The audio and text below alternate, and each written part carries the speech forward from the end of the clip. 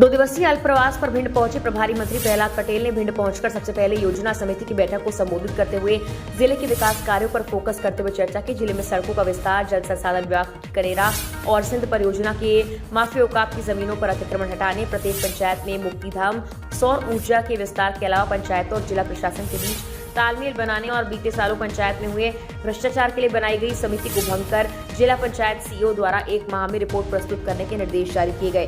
कार्यक्रम के बाद मीडिया से भी चर्चा की। योजना समिति की बैठक में नवीन और नवीनीकरण ऊर्जा मंत्री राकेश शुक्ला, लाहार विधायक अमरीश शर्मा, भिंड विधायक नरेंद्र सिंह कुशवाहा, जिला पंचायत अध्यक्ष कामाना सिंह भदौरिया, जिला अध्यक्ष देर में सिंगल और यहाँ मौजूद रहे।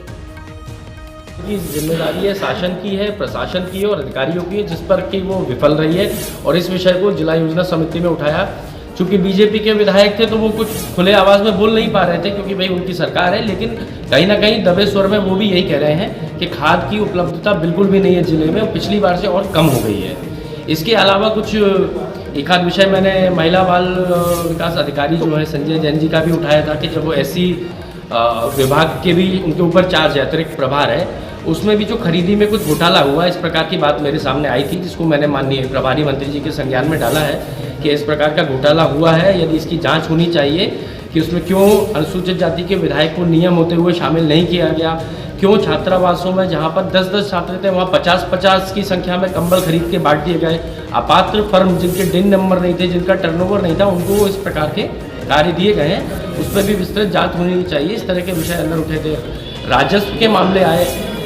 राजस्व में बिना पटवारी तहसीलदार जो है पैसा लिए एक भी नामांतरण नहीं कर रहे हैं, सीमांकन नहीं कर रहे हैं और 1000 से ज़्यादा, कई हज़ारों में नामांतरण लंबित है, जबकि तहसीलदार आदेश कर चुके हैं कि 7 दिन में अमल किया जाए, लेकिन पटवारी जब तक पैसा नहीं मिल जाता है तब तक अमल नहीं करते हैं। और ये पूरा जो नेक्सस चल रहा है ये 60 घाट से चल रहा है, क्योंकि ये पैसा ऊपर तक जाता है और राजस्व में जिस प्रकार की त्रुटियां हो रही हैं, जिस प्रकार से परेशान किया जा रहा है हमारे भिंड जिले की जनता को, बहुत ही निंदनीय है। इसको भी मैं लेकर के आया हूँ प्रभारी मंत्री जी के संज्ञान में और इस आशा के साथ लाया है कि अब वो, क्योंकि अभी उन्होंने प्रभार ग्रहण किया है, दूसरी ही बैठक थी, आने वाले समय में सख्ती से इन सब का निराकरण करें। इसका जिम्मेदार कौन है? मतलब जिस तरह की जो आप लापरवाही बता रहे हैं, चाहे राजस्व विभाग हो, कोई भी विभाग हो। राजस्व विभाग की नैतिक जिम्मेदारी कलेक्टर के ही ऊपर आती है। इसकी जिम्मेदारी कलेक्टर को स्वयं लेनी चाहिए। खाद की बात आए तो उसमें चाहे वो डीडीए हो चाहे कलेक्टर हो, सबकी मिलजुल के इनको उपलब्ध करवानी चाहिए।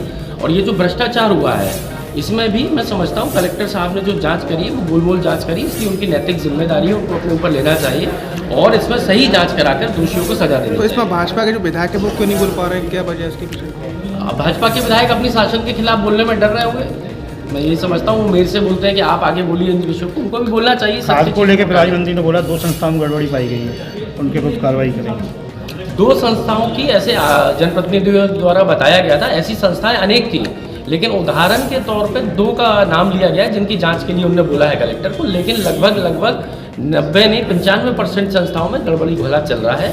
यदि जांच करवाई जाएगी तो शायद इक्का दुक्का ही सही निकलेंगी, बाकी सब में गड़बड़ी है। लेकिन खाद की समस्या को लेके किसानों की जो समस्या है, लेकिन उसके ऊपर एक शब्द भी नहीं बोला है मंत्री जी ने। क्या लगता है मंत्री क्यों नहीं बोल पा रहे, खाद पर नहीं बोल पा रहे मंत्री? नहीं, उसमें मंत्री जी ने पूछा था, कलेक्टर द्वारा असत्य कथन दिया गया था कि खाद पर्याप्त है।